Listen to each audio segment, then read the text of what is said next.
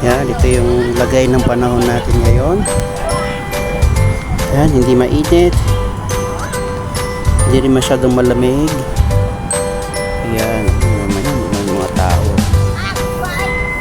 Ayan.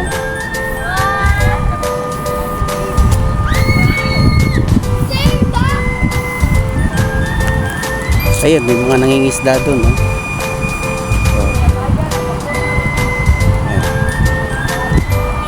Ayan yung coastal road. Galing dito, taas doon.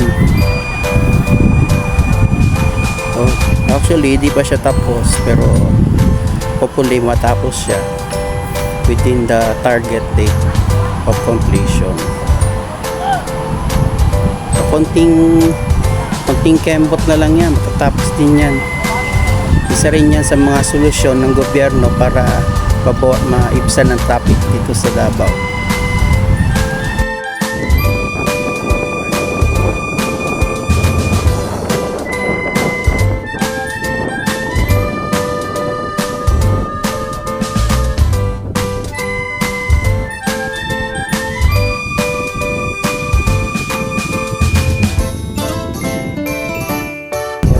Ito pa yung wala sa last video po. Ito yung sabi ko sa inyo, napakaganda.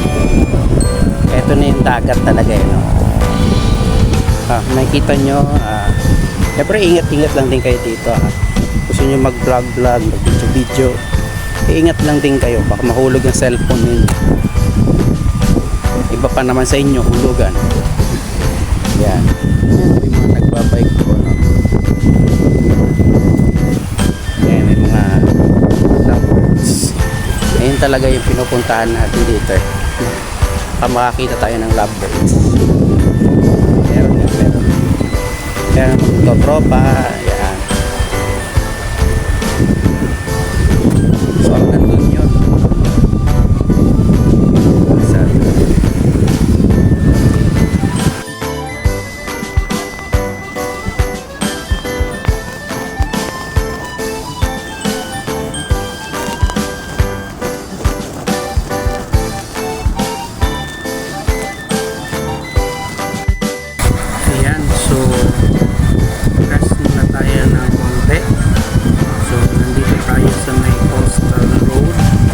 Ayan, bakit coastal siya? Kasi malapit nga naman siya sa dagat. Oh. Ayan, nasa likod ko. Ayan yung coastal road project. Hindi pa yan siya tapos, pero hopefully soon matapos na siya. Makabawas man lang sa traffic dito sa Davao. By the way, trivia lang. Ang Davao ang pinakamalaking lungsod sa Pilipinas, times 4 ng Metro Manila pwedeng pasok sa land area ng Davao. So no wonder daming tao, 2 million na yan, 2 million may get ng tao dito sa Davao. Dapat kalingkuhan natin tao.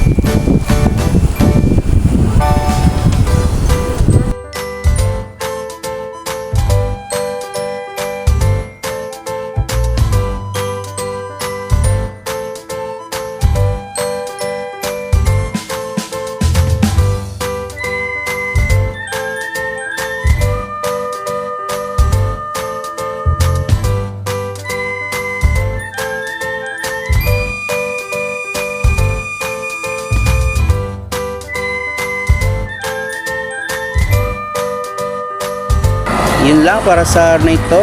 See you on the next video. Paalam and God bless us all.